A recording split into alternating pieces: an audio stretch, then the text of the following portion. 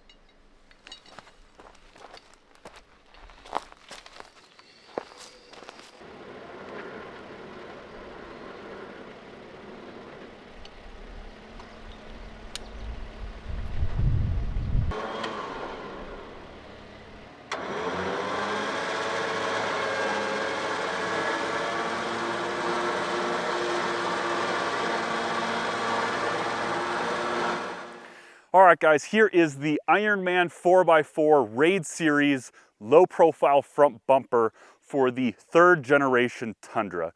So with this bumper, it fits nice and flush under the grille and between the bumper, these grill trim inserts. So I'm gonna list some pros and cons with this bumper. So starting with the pros, one, it's steel. So upgraded protection, that's amazing because honestly, everything up here was plastic. So this gives you a little bit more peace of mind, especially if you are a little bit more risky on the trails like I am. So that's the first pro. The second pro is this LED bar. This LED bar is actually quite impressive with its light output. I was testing it out the other night driving home from work and it actually shoots out super far. So I'm really impressed with it. I like it. Not only does it have a really high beam forward, but it also has a little bit of a flood beam out as well. So it gives you great light output. However, this will definitely blind somebody. So you don't want to put this on the highway or on the road in general. Two other pros I see is the winch mounting plate. So the winch mounting plate actually has a footprint that fits most standard winches. So for me, I went and bought the Apex Badlands 12,000 pound winch. Absolutely love that thing, and I love that Ironman 4x4 made it the standard footprint of all winches instead of making it proprietary to their own winches. Actually, I got two more pros. Fourth pro is the recovery point. So Toyota Tundra unfortunately did not see the necessity to put recovery points, which I think was a really bad move. Ironman 4x4 with this Raid Series bumper, it comes with these bright red recovery points which look amazing, and it's just super practical for when you're out on the trails. And the last pro I want to mention is that this works with your parking sensors. So that's another thing that might be overlooked, but if you take these sensors away or misplace them, it can throw codes or it will make the vehicle work improperly in terms of when you're trying to park. These put them back in their OEM placement so there is no issues with the parking sensor. And now let's go over the cons. The cons that I see are that, one, the recovery points here drop down quite low. They're like a plate that's placed vertically.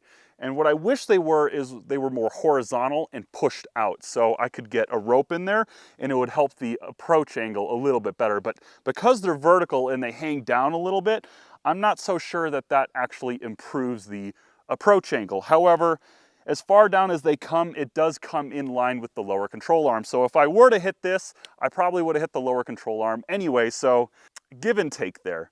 Another negative about this bumper was when I was putting this outer bumper shell on, it was a little bit difficult to get all the plastic in and aligned correctly. It took me and my wife, I would say honestly, a good half hour to 45 minutes to get our fog lights aligned straight. Because when we were putting the bumper shell in, it was just pulling all that plastic back into the grill. So it did take a little bit of finicking to get everything aligned properly, but it does sit really flush right under the grill, and there's less than 1/4 of an inch gap on each side where the bumper is. So really no issues there. Honestly, it's a good flush fit. It looks really attractive. The only other con I really have is that it did come with two imperfections. One was a hot weld spot where it looked like it melted a little bit of the steel, and the other one was a little imperfection. I'm sure they might have dropped it and they tried to cover it up with some paint. After having this on for about a week, testing it out with the winch, honestly, I'm really liking this product. I think it's worth it 100%.